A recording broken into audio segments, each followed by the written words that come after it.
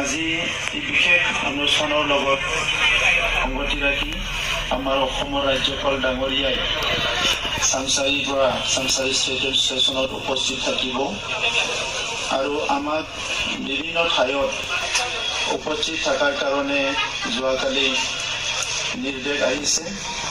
সেই হিচাপে আমি সকলো বিভিন্ন ষ্টেচনত উপস্থিত আছোঁ। ওদালগুৰিত আমাৰ সাংসদ ৰঞ্জনা নাৰ্জাৰী উপস্থিত আছে। আমি সকলো বহুত আনন্দিত হৈছোঁ যে যোৱা 10টা বছৰ প্ৰধানমন্ত্ৰী নৰেন্দ্ৰ মোদী ডাঙৰীয়া অহাৰ পিছত ভাৰতবৰ্ষখন নতুন ৰূপত সজোৱাৰ কাৰণে তেখেতৰ যি এটা মিছন আৰু ভিজন এইটো দেখিবলৈ পাই, ইয়াৰ সাক্ষী হ'বলৈ পাই ভাৰতৰ নাগৰিক হিচাপে, অসমৰ বাসিন্দা হিচাপে, বিটিয়া অঞ্চলৰ বাসিন্দা হিচাপে আমাৰ এটা ডাঙৰ উপলব্ধি আহিছে। ভাৰত স্বাধীনতা হোৱাৰ পিছত আমাৰ জন্ম হৈছে আৰু যেতিয়াৰ পৰা আমি জানিবলৈ পাৰিছোঁ, বুজিবলৈ পাৰিছোঁ এখন দেশ আছে, এই দেশৰ এটা ইতিহাস আছে, এটা সংগ্ৰামৰ ইতিহাস, ত্যাগৰ ইতিহাস। আৰু ইয়াৰ পিছত বিশ্বৰ কথা যেতিয়া জানিবলৈ পালোঁ যে বিশ্বৰ বিভিন্ন দেশবিলাক বহুত আগবঢ়া আৰু 3টা শ্ৰেণীত ভাগ কৰি থোৱা আছে, first world, second world, third world, আৰু আমি পিছ পৰি আছোঁ।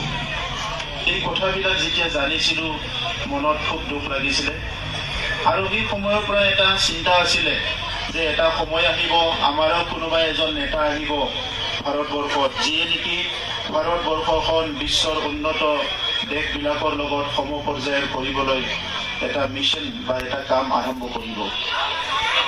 পণ্ডিত জৱাহৰলাল নেহৰু প্ৰথম প্ৰাইম মিনিষ্টাৰ, তেখেতে এটা কথা আৰম্ভ কৰিছিলে যে ৱেলফেয়াৰ ষ্টেট, আমাৰ দেশখন ৱেলফেয়াৰ ষ্টেট হ'ব লাগে, কল্যাণকামী ৰাষ্ট্ৰ হ'ব লাগে। আৰু যেতিয়া স্কুলত পঢ়িছিলোঁ, কলেজত পঢ়িছিলোঁ, তেতিয়া সৌভাগ্যে চাইছিলোঁ যে আমাৰ ৰাষ্ট্ৰখন কল্যাণকামী হয় নে নহয়।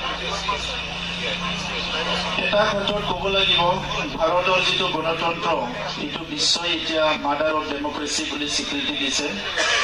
গণতন্ত্ৰৰ আমাৰ দেশখনে মাতৃ হয়, য'ত পাকিস্তান, ম্যানমাৰ, আমাৰ ওচৰ চুবুৰীয়া ৰাষ্ট্ৰবিলাকত, চাইনা, নাগৰিকবিলাক দৈনন্দিন বিভিন্ন সমস্যাত ভুগিব লগা হয়।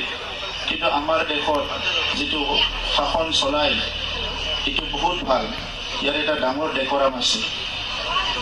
কিন্তু ইয়াক বাদ দি পেলাই বাকী যিবিলাক সমস্যা আছিলে, আমি ৰেচন কাৰ্ডবিলাক ডুপ্লিকেচি হয়, পইচা দিলে ৰেচন কাৰ্ড পায়, ভোটাৰ লিষ্টবিলাকো বহুত ডুপ্লিকেচি হয়, তেনেকুৱা বহুত সমস্যা ভাৰতবৰ্ষত আছিলে। কিন্তু প্ৰধানমন্ত্ৰী নৰেন্দ্ৰ মোদী ডাঙৰীয়াই প্ৰধানমন্ত্ৰী হোৱাৰ আগত 2014 চনত যেতিয়া কেম্পিং কৰিছিলে, তেতিয়া তেখেতৰ শ্লোগানটো আছিলে আজছে দিন আনে ৱালে হে।